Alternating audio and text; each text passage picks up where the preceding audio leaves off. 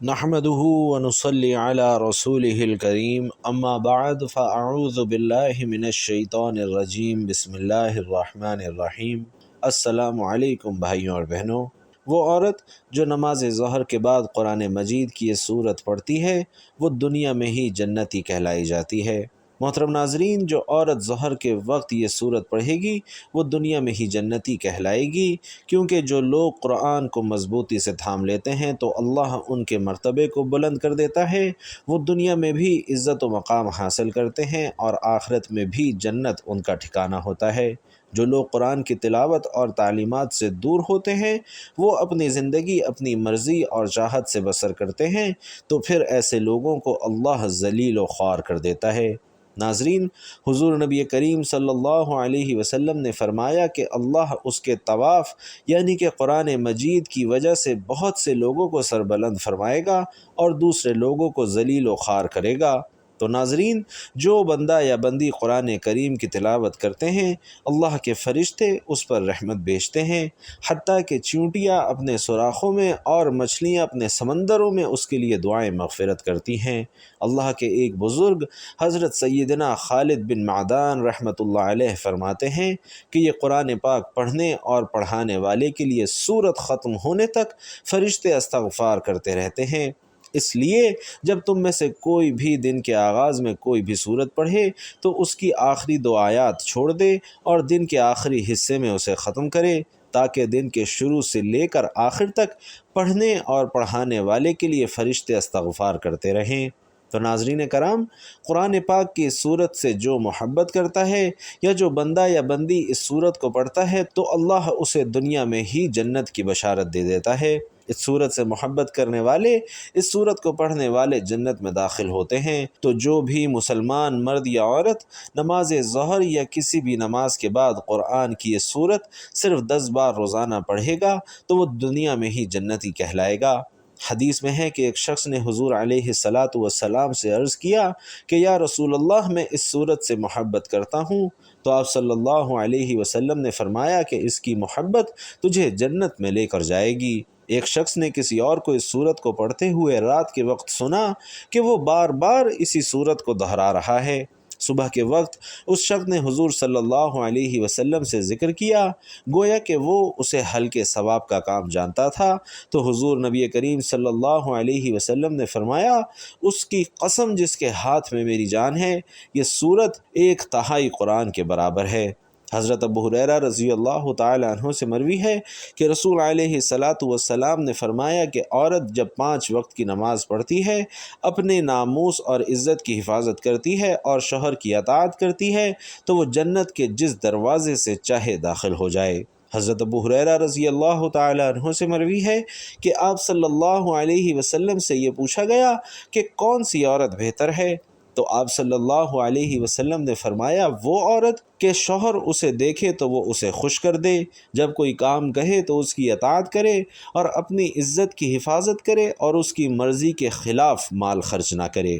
حضرت ابو امامہ رضی اللہ تعالی عنہ فرماتے ہیں کہ نبی علیہ السلام نے فرمایا کہ اے عورتوں کی جماعت، یاد رکھو جو تم میں سے نیک ہیں وہ نیک لوگوں سے پہلے جنت میں داخل ہوں گی، پھر جب ان کے شوہر آئیں گے تو ان کو غسل دے کر اور خوشبو لگا کر شوہروں کے حوالے کر دیا جائے گا، سرخ اور زرد رنگ کی خوبصورت سواریوں پر، اور ان کے ساتھ بچے ہوں گے جیسے بکھرے موتی۔ حضرت ابن عمر رضی اللہ تعالی عنہ سے مروی ہے کہ آپ صلی اللہ علیہ وسلم نے فرمایا کہ مومن صالح عورت کا عمل 70% یقین کے عمل کے برابر ہے، اور فاجرہ عورت کی بدعملی 1000 فاجروں کی بدعملی کی طرح ہے۔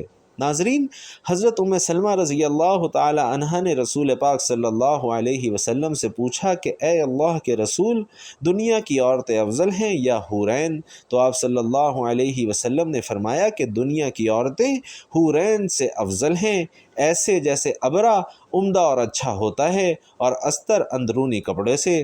انہوں نے کہا کہ اے اللہ کے رسول، ایسا کیوں ہے؟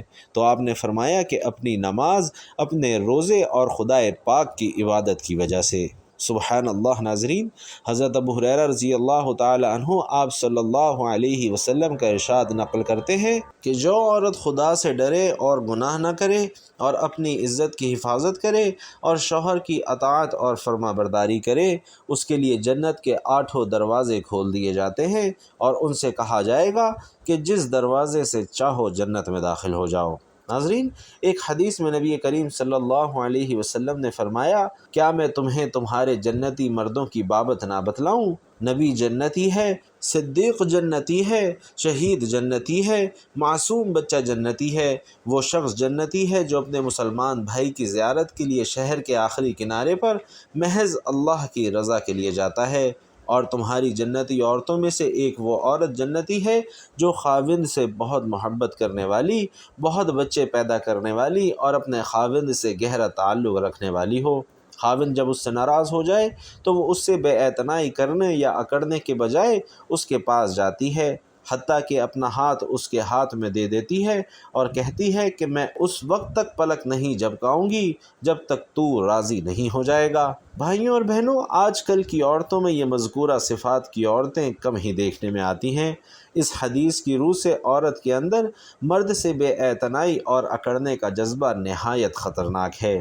اس کے برعکس خاوند کے ناراضگی دیکھ کر اس کو منانے اور راضی کرنے کا جذبہ عورت کو جنت میں لے جانے والا ہے، بشرطے کہ دیگر احکام اور فرائض کی پابندی کا بھی اہتمام ہو۔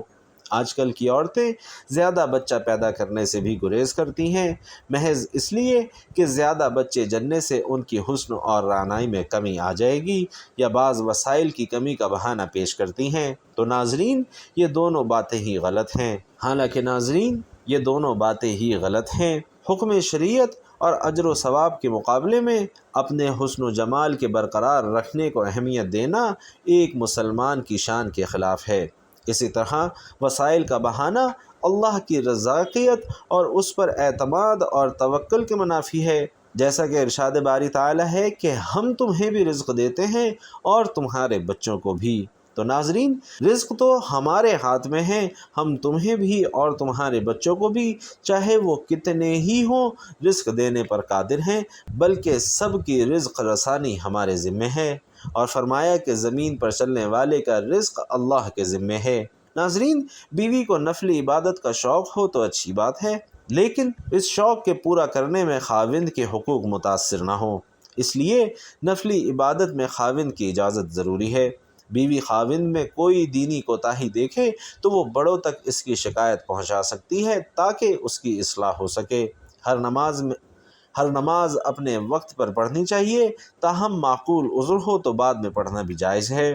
بیوی کی نفلی عبادت سے خاوند کی حق تلفی ہو تو خاوند اسے اس چیز سے روک سکتا ہے یا اس میں تخفیف کرنے کا حکم دے سکتا ہے۔ عورت اپنے غریب خاوند کو زکوٰۃ دے سکتی ہے۔ نبی کریم صلی اللہ علیہ وسلم نے ایک عید کے موقع پر خطبہ دیا، اس میں عورتوں کو بھی الگ سے واعظ فرمایا، جس میں ان کی کثرت سے صدقہ اور خیرات کرنے کی ترغیب فرمائی۔ اسی روز حضرت عبداللہ بن مسعود رضی اللہ تعالی عنہ کی اہلیہ زینب رسول صلی اللہ علیہ وسلم کی خدمت میں حاضر ہوئیں اور کہا کہ آج آپ نے صدقہ کرنے کا حکم فرمایا ہے، میرے پاس میرا کچھ زیور ہے، میں نے اسے صدقہ کرنے کا ارادہ کیا ہے۔ تو ابن مسعود کا خیال ہے کہ میں جن لوگوں کو صدقہ کروں گی تو ان کے مقابلے میں وہ اور ان کی اولاد زیادہ مستحق ہے۔ ناظرین، یہ سن کر نبی کریم صلی اللہ علیہ وسلم نے فرمایا کہ ابن مسعود نے سچ کہا ہے، تیرا خاوند اور تیری اولاد ان کے مقابلے میں زیادہ حقدار ہے جن پر تو صدقہ کرے گی۔ اور ناظرین، ایک دوسری روایت میں ہے کہ جس میں آپ صلی اللہ علیہ وسلم نے حضرت زینب کے سوال کے جواب میں فرمایا، ہاں وہ اپنے خاوند کو صدقہ دے سکتی ہے، اس میں اس کے لیے دوگنا اجر ہے، ایک حق قرابت کی ادائیگی کا اجر اور ایک صدقے کا اجر۔ تو ناظرین، اس سے معلوم ہوا کہ خاوند اگر غریب ہو، اس کی آمدنی سے گھر کے اخراجات پورے نہ ہوتے ہوں اور بیوی صاحب حیثیت ہو یا اس کے پاس بمقدار نصاب طلائی زیور ہو، تو اس کے لیے زکوٰۃ کی رقم اپنے خاوند کو دینا نہ صرف جائز ہے بلکہ افضل ہے، اس طرح وہ دگنے اجر کے مستحق ہوگی۔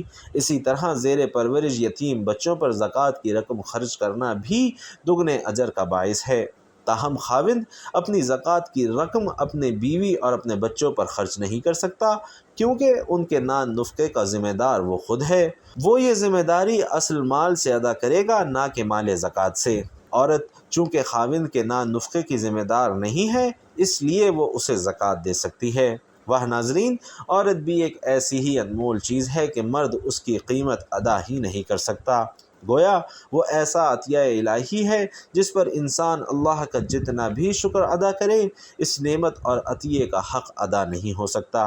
عورت کائنات کی عظیم ترین ہستی ہے، اور اس عظیم ترین ہستی کو جو عزت، تحفظ، محبت، مقام اور حقوق اسلام نے عطا کیے، کسی اور مذہب میں اس کی کوئی نظیر نہیں ملتی۔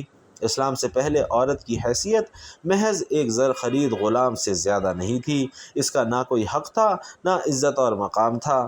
بیٹیوں کو تو پیدا ہوتے ہی زندہ دفن کر دیا جاتا تھا۔ پھر دین اسلام کی روشنی پھیلی، نبی کریم صلی اللہ علیہ وسلم نے لوگوں کو عورت کا مقام اور مرتبہ بتایا۔ اللہ رب العزت نے قرآن میں عورتوں سے متعلق رویے کی نشاندہی کرتے ہوئے فرمایا کہ جب ان میں سے کسی کو لڑکی کی پیدائش کی خبر دی جاتی ہے تو ان کا چہرہ سیاہ پڑ جاتا ہے اور وہ غم سے بھر جاتا ہے۔ پھر ناظرین، دین اسلام نے دختر کشی کی اس بہیمانہ رسم کو غیر انسانی فعل قرار دیا۔ بزبان نبی کریم صلی اللہ علیہ وسلم بیٹی کی پیدائش اور اس کی پرورش پر جنت کا پروانہ جاری کر دیا۔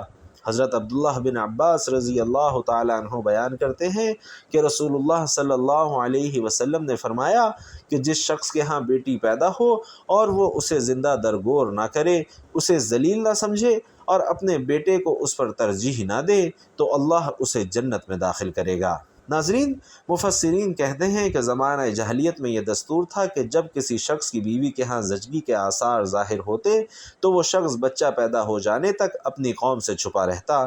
پھر اگر اسے معلوم ہوتا کہ بیٹا پیدا ہوا ہے تو وہ خوش ہو جاتا اور اپنی قوم کے سامنے آ جاتا، اور اگر پتہ چلتا کہ بیٹی ہوئی ہے تو اللہ اکبر، وہ غمزدہ ہو جاتا اور شرم کے مارے کئی دنوں تک لوگوں کے سامنے نہ آتا، اور اس دوران غور کرتا رہتا کہ اس بیٹی کے ساتھ وہ کیا سلوک کرے، ذلت برداشت کر کے بیٹی کو اپنے پاس رکھے یا اسے زندہ زمین میں گاڑ دے۔ دنیا میں جب دین اسلام کی کرنیں بکھرنا شروع ہوئیں اور اسے تمام مذاہب پر غلبہ حاصل ہوا تو گویا ساری دنیا کا نقشہ ہی بدل گیا۔ زمانہ جاہلیت کی رسومات کے بت ٹوٹ گئے اور اسلام نے لوگوں کو ظلمت اور جہالت سے نکالا، ان کی صحیح تعلیم اور تربیت کی اور انہیں انسانیت کا کھویا ہوا مقام واپس دلایا۔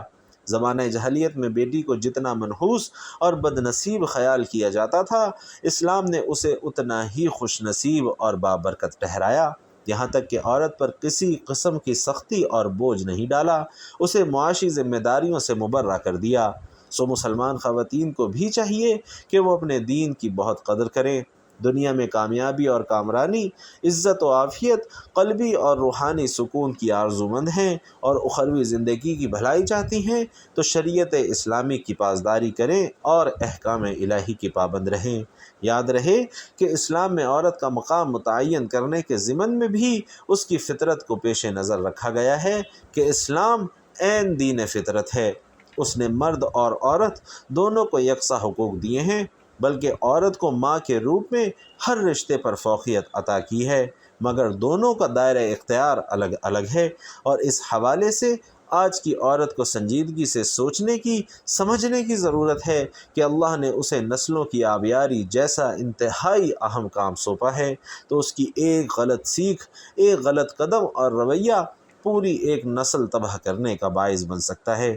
آج کل عورت کی آزادی کے نام پر جو کچھ ہو رہا ہے، جو خناس اور زہر اس کے ذہن میں انڈیلا جا رہا ہے، وہ اس کی دنیا اور آخرت کو تباہ اور برباد کر سکتا ہے۔ تو میری بہنوں، میری بیٹیوں، یاد رکھو، اس کائنات میں مرد و زن دونوں کی الگ الگ ذمہ داریاں ہیں۔ ایسی کون سی آزادی ہے جو ہمارے دین میں خواتین کو حاصل نہیں؟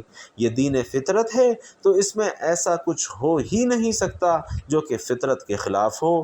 خدا را اپنی ذمہ داریاں سمجھو اور راہ حق پر چلو کہ اگر غلط راستے پر چلتے چلتے موت آ گئی تو ابدی زندگی بھی تباہ و برباد ہو جائے گی۔ جو لوگ آزادی کے نام پر آپ کو اللہ کے راستے سے بھٹکا رہے ہیں، خدا را ان کی سازشوں کو سمجھو، انہیں پہچانو اور ان کی اعلی کار بننے سے گریز کرو کہ اسی میں دنیا اور آخرت کی بھلائی ہے۔